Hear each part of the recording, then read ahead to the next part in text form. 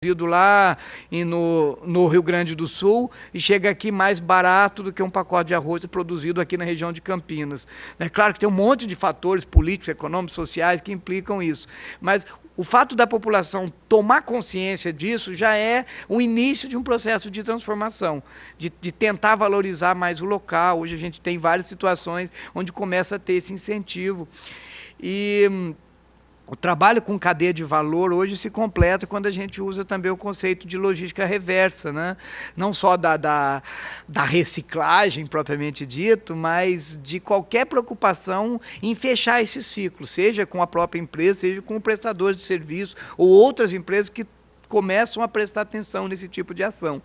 Aqui perto, por exemplo, só para fechar, nós temos uma empresa muito interessante, que é aqui em Paulínia, que é a Oxil, que é uma empresa dedicada a trabalhar com o lixo eletrônico, com o reaproveitamento de lixo eletrônico, que foi fruto, inclusive, de um TCC lá na GV, cujos os alunos realmente montaram a empresa, estão fazendo um trabalho muito interessante, muito pioneiro até aqui no Brasil, focando exclusivamente o lixo eletrônico, né? Mas iniciativas... Sim. Eles que prestam serviço hoje. É muito interessante e nós temos um campo imenso para iniciativas como essa. Além de estar cuidando do ambiental, ainda tendo esse foco de gerar emprego local também, né? Que é sempre essa preocupação de manter o tripé e gerando retorno financeiro, que é mais importante também, né? Que garante isso. Primeiro lá no fundo, tá? Depois... Ali.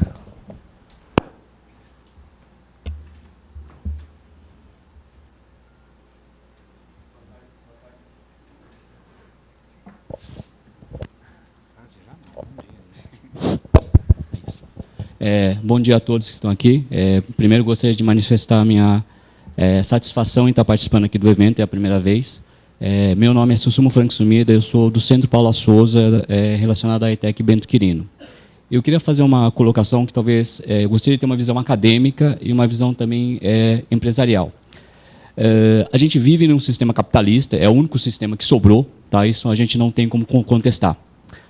Na minha opinião, acontece que qualquer questão, uma sustentabilidade ou responsabilidade socioambiental, ela só vai simplesmente ser implementada realmente, tá, na sociedade, e particularmente dentro das empresas, quando isso acabar trazendo benefícios para, em último caso, nas organizações mais envolvidas, para os acionistas.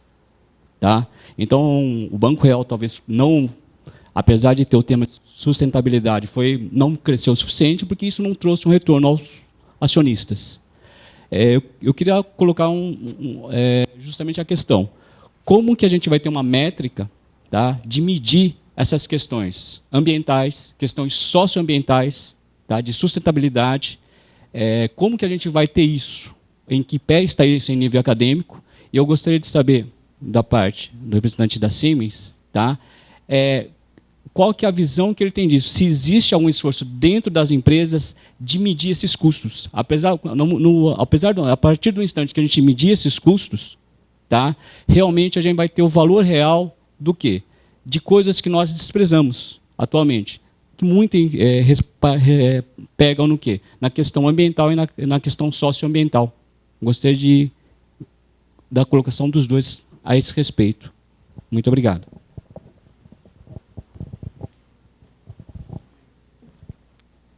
Além dele, mais alguém vai querer fazer pergunta? Bom dia, eu sou Josué, da Prefeitura de Campinas, da Secretaria de Comércio e Indústria, um órgão de fomento econômico. Eu estou acompanhando o trabalho da Siemens em nível mundial, né, que aqueles parâmetros, as cidades globais, né, aqueles parâmetros, tem um ranqueamento, né, de 10 quesitos, né, um estudo muito interessante, muito legal, assim, uma referência. Agora, analisando todo esse repertório, eu vejo que no Brasil a questão maior é a carga tributária, que não está fechando a conta. Realmente, eu estou acompanhando algumas empresas, vivendo isso na prática do dia a dia, realmente não está fechando a conta, os custos. Aí, vamos dizer, agora, na hora que começar a vigorar, né, a lei de logística reversa, tudo, vai internalizar nos custos, né, e com concorrência com a China. Então, é uma coisa assim que está batendo na porta, realmente não está fechando os custos. Quero ver como que o Brasil pode se posicionar em nível mundial, com todas essas sinalizações, se a incoerência da carga tributária é uma coisa absurda e totalmente fora de lógica. Mais alguém? Eu queria fazer uma pergunta também para o Dr. Newton. Me chamou a atenção na tua apresentação aquela colocação de que os países envolvidos são desenvolvedores de tecnologias de performance e nós de tecnologias de corte de custos. Me parece que tem se disseminado certos padrões de performance que são pré-requisitos para mercados mundiais.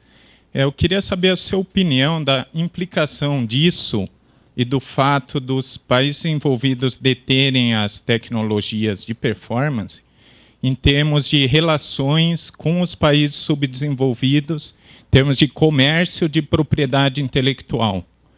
Eu acho que isso cria um custo muito grande para os países subdesenvolvidos e isso pode ter implicações para a sustentabilidade que vão muito além daquele benefício que é gerado pela própria tecnologia, que vai ser comercializada na relação Norte-Sul. Obrigado. Bom, gente, isso aqui dá um mês de curso. Essas 3 perguntas dão um mês de curso. Se vocês tiverem paciência, eu não volto para o escritório hoje, hein, Luciano? Bom, você tocou num tema que é um grande tendão de Aquiles, que são os indicadores. Indicadores existem diversos deles. A questão é que indicadores o acionista vai aceitar. Eu acho que ainda vai bastante tempo, vai bastante discussão até a gente chegar a indicadores que sejam consenso entre para os 3 tripés, né, o social, o ambiental e o econômico. É uma grande discussão. Quisera eu ter essa resposta para você agora. Eu diria o seguinte, uma empresa, o grau de competitividade de uma empresa se mede por 3 pilares. Um deles é o conhecimento que ela tem, o conhecimento que ela gera. Alguma coisa vai servir para a tua pergunta também. Então, são 3 os pilares que sustentam a conceituação do grau de competitividade de uma empresa. Um deles é o conhecimento que ela gera. Quer dizer, não adianta a empresa fazer lucro, ela tem que fazer lucro de maneira rentável. Se ela pagou caro pelo ativo para fazer aquela lucro, ela não é rentável. E não adianta ela ser rentável se ela não é rentável no longo prazo. Ou seja, ela tem que ser rentável hoje e tem que gerar conhecimento de maneira que ela consiga ser sempre rentável. Então, o conhecimento que uma empresa gera é um importante insumo para o seu grau de competitividade. E competitividade é o que move uma empresa. Uma empresa que não é competitiva, ela vai ser comprada, ela vai falir, ela vai fechar, ela não vai ser empresa. Então, competitividade é o que move uma empresa. Então, vamos tentar juntar as pontas. Do outro lado, a gente sabe que as ações estratégicas de uma empresa, elas são frutos da observação que ela faz do mercado, do comportamento do mercado. Daí eu volto naquela minha obsessão do comportamento consumidor. Se nós, como consumidores, não mudarmos, as empresas não vão mudar, porque elas olham para a gente primeiro.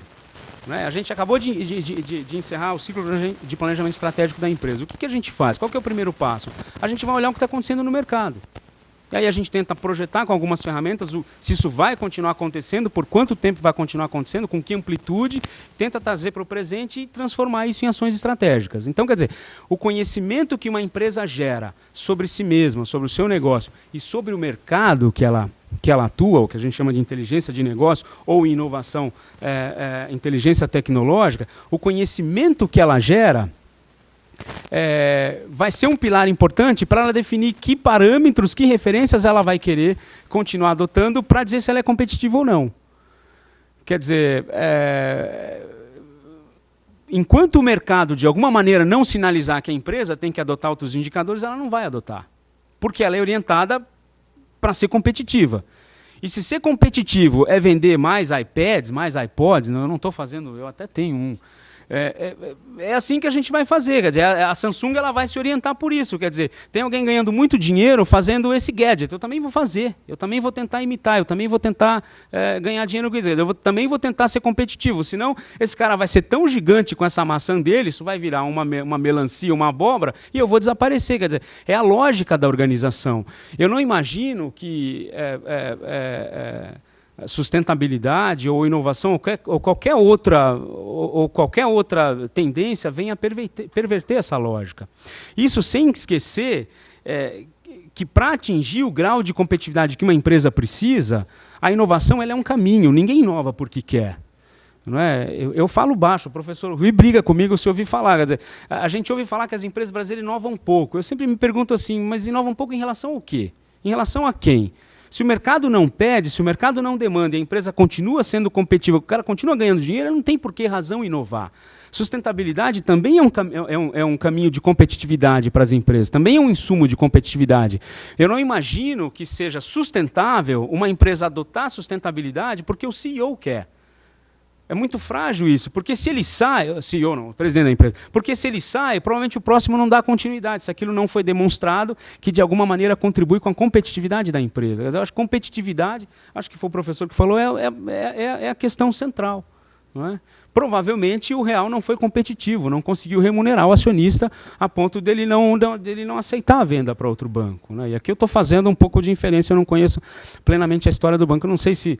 Não dá para responder satisfatoriamente a sua pergunta sem discutir um mês. Depois eu me esqueci um pouco o comentário do seu, desculpe. Na carga tributária. Eu pessoalmente estive aqui em Campinas, acho que era Malman o secretário na época.